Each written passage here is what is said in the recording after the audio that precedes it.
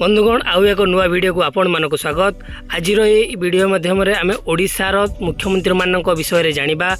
देश स्वाधीन होगा पर मोट केते जन मुख्यमंत्री ओडिशा को शासन करछंती, केते समय धरी शासन करछंती एवं से केउ पार्टी बिलोंग करती से सबू विषय में आपण ये वीडियो माध्यम जानि परिबे।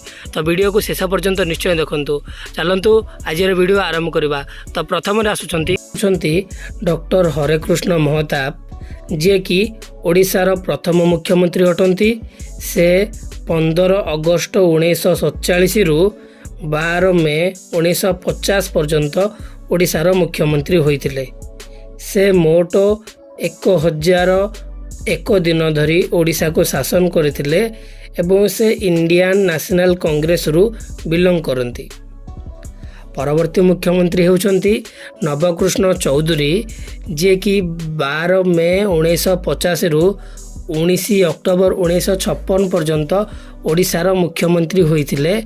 से मोट 2352 दिन धरी ओडिशा को शासन करथिले एवं ए मध्य इंडियन नेशनल कांग्रेस रु बिलोंग करती। यहाँ पर पुणी थरे डॉक्टर हरेकृष्ण महताब ओडिशार मुख्यमंत्री होइतिले एवं से 19 अक्टोबर 1956 रु 25 फेब्रुआरी 1961 पर्यंत मोट 1592 दिन मुख्यमंत्री भाव में शासन करथिले। आगरू 1001 दिन एवं एबे 1592 दिन टोटाल भाव में से 2593 दिन धरी मुख्यमंत्री भाव में ओडिशा को शासन करथिले। से इंडियन नेशनल कांग्रेस रु बिलोंग करती। परवर्ती समय रे ओडिशा रे प्रेसिडेंट रूल लागू होइतिला 25 फेब्रुआरी 1961 रु 23 जून 1961 पर्यंत ओडिशा रे प्रेसिडेंट रूल लागू होला। ता परवर्ती समय रे ओडिशार मुख्यमंत्री भाव में बिजू पट्टनायक 23 जून 1961 रु 2 अक्टोबर 1963 पर्यंत मोट 832 दिन धरी ओडिशार मुख्यमंत्री होइतिले एवं से इंडियन नेशनल कांग्रेस रु बिलोंग करुतिले। परवर्ती मुख्यमंत्री होइतिले बीरेन मित्र। से 2 अक्टोबर 1963 रु 21 फेब्रुआरी 1965 पर्यंत मोट 509 दिन धरी ओडिशार मुख्यमंत्री भाव में दायित्व नेइतिले एवं बीरेन मित्र इंडियन नेशनल कांग्रेस पार्टी रु बिलोंग करती।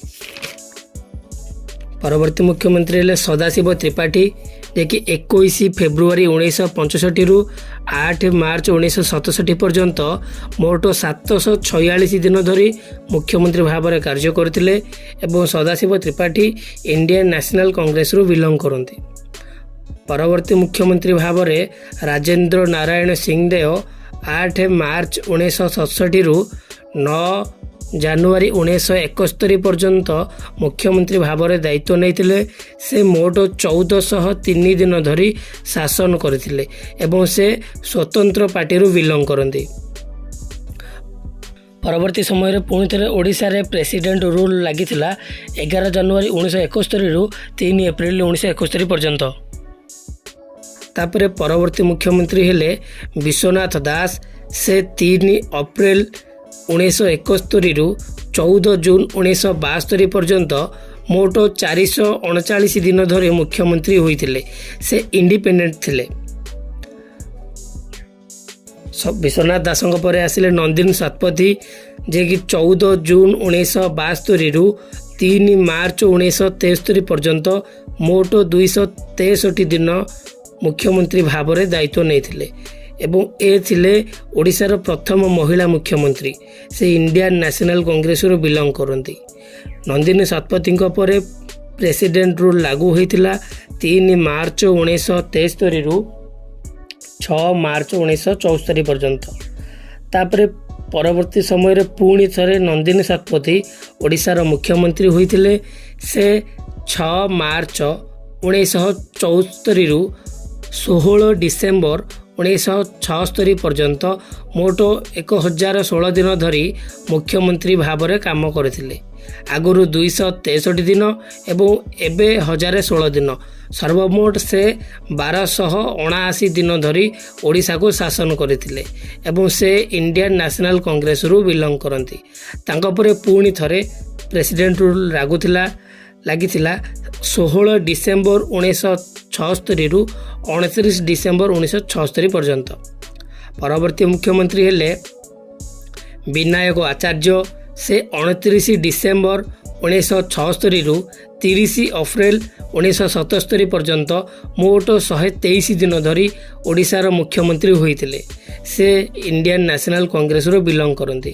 ତାଙ୍କ ପରେ ପୁଣି ଥରେ ଓଡ଼ିଶାରେ ପ୍ରେସିଡେଣ୍ଟ ରୁଲ୍ ଲାଗୁଥିଲା 30 ଏପ୍ରିଲ 1977ରୁ 26 ଜୁନ 1977 ପର୍ଯ୍ୟନ୍ତ। ପରବର୍ତ୍ତୀ ସମୟରେ ଓଡ଼ିଶାର ମୁଖ୍ୟମନ୍ତ୍ରୀ ଭାବରେ ନୀଳମଣି ରାଉତରାୟ 26 ଜୁନ 1977ରୁ 17 ଫେବୃଆରୀ 1980 ପର୍ଯ୍ୟନ୍ତ ମୋଟ 980 ଦିନ ଧରି ଓଡ଼ିଶାର ମୁଖ୍ୟମନ୍ତ୍ରୀ ହୋଇଥିଲେ। ସେ ଜନତା ଦଳରୁ ବିଲଙ୍ଗ କରନ୍ତି। ତାଙ୍କ ପରେ ପୁଣି ଥରେ ଓଡ଼ିଶାର ପ୍ରେସିଡେଣ୍ଟ ରୁଲ୍ ଲାଗିଥିଲା 17 ଫେବୃଆରୀ 1980ରୁ 9 ଜୁନ 1980 ପର୍ଯ୍ୟନ୍ତ ଓଡ଼ିଶାରେ ପ୍ରେସିଡେଣ୍ଟ ରୁଲ୍ ଲାଗିଥିଲା। ଏହାପରେ ଓଡ଼ିଶାର ମୁଖ୍ୟମନ୍ତ୍ରୀ ହେଲେ ଜାନକୀ ବଲ୍ଲଭ ପଟ୍ଟନାୟକ। ସେ 9 ଜୁନ 1980ରୁ 7 ଡିସେମ୍ବର 1989 ପର୍ଯ୍ୟନ୍ତ ଓଡ଼ିଶାର ମୁଖ୍ୟମନ୍ତ୍ରୀ ହୋଇଥିଲେ। ସେ ମୋଟ 3469 ଦିନ ଧରି ଓଡ଼ିଶାକୁ ଶାସନ କରିଥିଲେ। ସେ ଇଣ୍ଡିଆନ୍ ନ୍ୟାସନାଲ୍ କଂଗ୍ରେସ ପାର୍ଟିରୁ ବିଲଙ୍ଗ କରନ୍ତି। ତାଙ୍କ ପରେ ହେମାନନ୍ଦ ବିଶ୍ୱାଳ ଓଡ଼ିଶାର ମୁଖ୍ୟମନ୍ତ୍ରୀ ହୋଇଥିଲେ।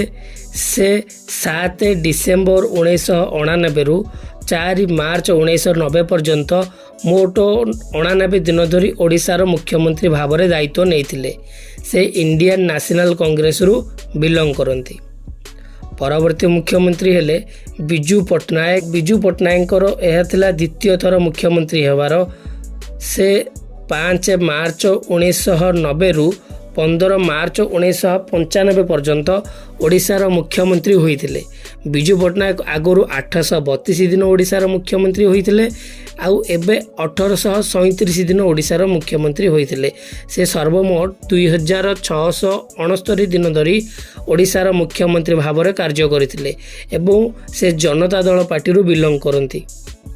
ବିଜୁ ପଟ୍ଟନାୟକଙ୍କ ପରେ ଓଡ଼ିଶାର ମୁଖ୍ୟମନ୍ତ୍ରୀ ଭାବରେ ଦ୍ୱିତୀୟ ଥର ଜାନକୀ ବଲ୍ଲଭ ପଟ୍ଟନାୟକ ମୁଖ୍ୟମନ୍ତ୍ରୀ ହୋଇଥିଲେ। ସେ 15 ମାର୍ଚ୍ଚ 1995ରୁ 17 ଫେବୃଆରୀ 1999 ପର୍ଯ୍ୟନ୍ତ ମୋଟ 1435 ଦିନ ଓଡ଼ିଶାର ମୁଖ୍ୟମନ୍ତ୍ରୀ ହୋଇଥିଲେ ଏବଂ ଆଗରୁ 3469 ଦିନ ଆଉ ଏବେ 1435 ଦିନ ମୋଟ 4904 ଦିନ ଧରି ଓଡ଼ିଶାର ମୁଖ୍ୟମନ୍ତ୍ରୀ ଭାବରେ ଜାନକୀ ବଲ୍ଲଭ ପଟ୍ଟନାୟକ କାମ। ତାଙ୍କ ପରେ ଗିରିଧର ଗମାଙ୍ଗ 17 ଫେବୃଆରୀ 1999ରୁ 6 ଡିସେମ୍ବର 1999 ପର୍ଯ୍ୟନ୍ତ ମୋଟ 291 ଦିନ ଧରି ଓଡ଼ିଶାର ମୁଖ୍ୟମନ୍ତ୍ରୀ ହୋଇଥିଲେ। ସେ ଇଣ୍ଡିଆନ୍ ନ୍ୟାସନାଲ୍ କଂଗ୍ରେସରୁ ବିଲଙ୍ଗ କରନ୍ତି। ତାଙ୍କ ପରେ ହେମାନନ୍ଦ ବିଶ୍ୱାଳ ପୁଣି ଥରେ ମୁଖ୍ୟମନ୍ତ୍ରୀ ହୋଇଥିଲେ। ସେ 6 ଡିସେମ୍ବର 1999ରୁ 5 ମାର୍ଚ୍ଚ 2000 ପର୍ଯ୍ୟନ୍ତ 91 ଦିନ ଧରି ଓଡ଼ିଶାର ମୁଖ୍ୟମନ୍ତ୍ରୀ ହୋଇଥିଲେ ଏବଂ ତାଙ୍କ ପରେ ଆସିଲେ ଓଡ଼ିଶାର ଦୀର୍ଘଦିନ ଧରି ଶାସନ କରିଥିବା ନେତା ନବୀନ ପଟ୍ଟନାୟକ, ଯିଏକି 5 ମାର୍ଚ୍ଚ 2000ରୁ 12 ଜୁନ 2024 ପର୍ଯ୍ୟନ୍ତ ଓଡ଼ିଶାର ମୁଖ୍ୟମନ୍ତ୍ରୀ ଭାବରେ କାର୍ଯ୍ୟ କରିଥିଲେ।